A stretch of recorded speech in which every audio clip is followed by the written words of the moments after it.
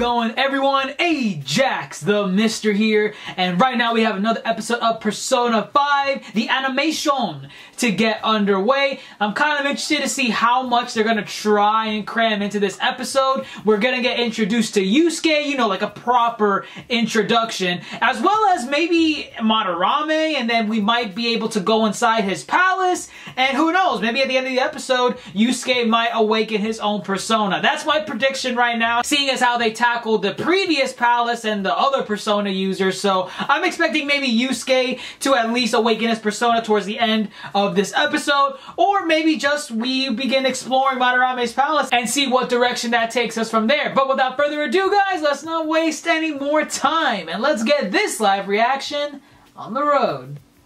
The stare. Who are you? From tunnel vision straight towards on. I love it. Oh man. Damn, Morgana's unzipping that from the inside. There we go. Very noble question. Nothing perverted at all. That smug grin from Kamoshida. He's like, ah, you know what I did. Oh man, we know why Kawakami is tired. Got those late nights. Oh man. This girl's snooping around, man. Oh man. Makoto Chuan does not know when to stop, man. Why do we need this shot specifically of Makoto? Of all the angles. Nosy AF, man. But she is the class president. She has to keep track of everyone. Well, I'm kind of curious also if this is a little too early, because I don't remember meeting Makoto that often with Yusuke's arc. I could be wrong though. I know we did see her early on in the game, but this seems very early to start introducing her. But that's, hey, I mean, I like at least that aspect of the anime, introducing and foreshadowing certain characters that have bigger roles later on. Oh my god. Oh, he even has the eyes closed, man. This guy is a kindred spirit. He can't possibly be stealing anything from anyone and hurting any of his students in any way. Again, this is a problem that I had with the last episode, but I just don't like these camera angles that are just frozen at one spot, and like there's hardly any animation. It's almost like this right here. This is almost on the level of World Trigger, if you guys remember that show. Yeah, the quote of the day, Takami-san, you came. Oh man. Making Yusuke a little emotional. Can't be doing this now, man. Oh man, it's getting Yusuke so triggered. Ah, he got the fist clenching. The real, the cat's out of the bag right now. Plagiarizing his own students. Gotta hate him. Gotta hate him so much. I don't think we ever got a scene like this. This is kind of cool. After getting a cry, I could tell. Neighborhood's mad friendly. You just hear that dog out in the background. Love it.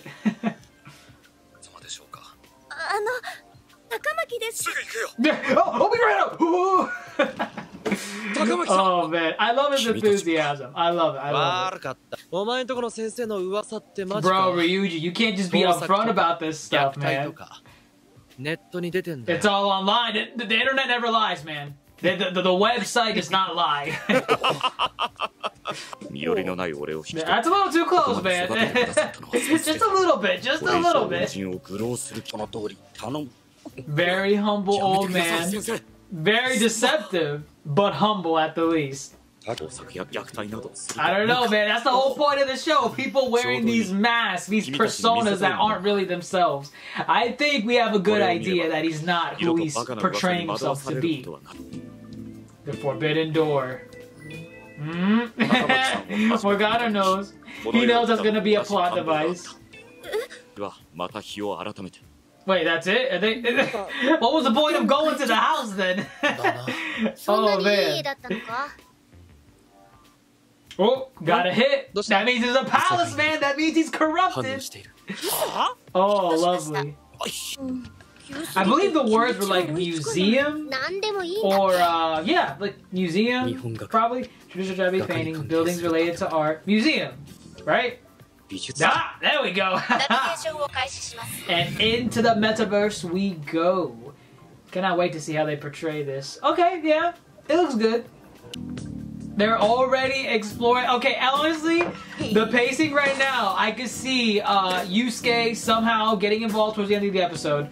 They are already going past the palace guards, the badass sliding with the security beams.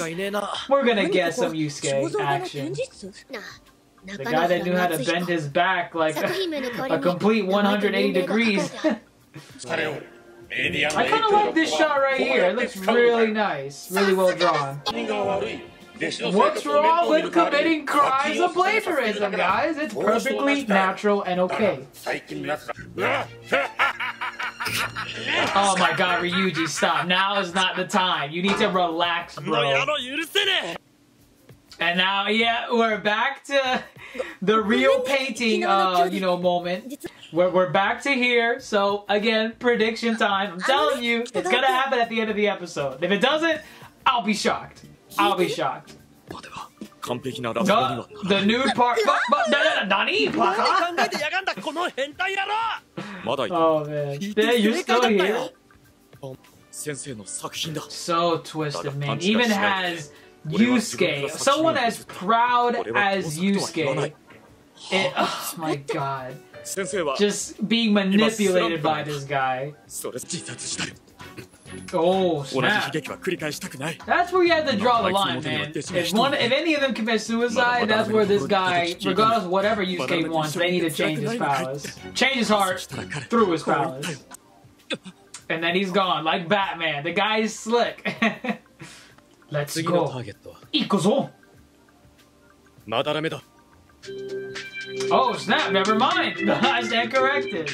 So I'm not gonna lie, I stand corrected. I was wrong with how this episode was gonna be paced because, as you guys know through my reaction, I thought that by the end of the episode, we were gonna get Yusuke awakening his persona because of the way the previous palace was handled with Kamoshida, where every episode we were getting a new character awakening their persona abilities. But in this episode, surprisingly, they took their time somewhat. There were a couple of fillerish moments that we had to overcome that was transition from the game. So I can understand the animation team taking some liberties in that department where essentially they start getting introduced to Yusuke. Yusuke gives them some backstory, somewhat on like Madarame and himself, why he wants to paint on, why he wants to paint on nude, all this crazy stuff. So again, I understand why they wanted to rush through that stuff because I believe in the game, all those scenes that happened in this episode took place over the course of, I believe, like a few days, like maybe 2-3 days. So yeah, I understand them speeding it up in that area. But aside from that, this was more of an exploratory information gathering episode, which again,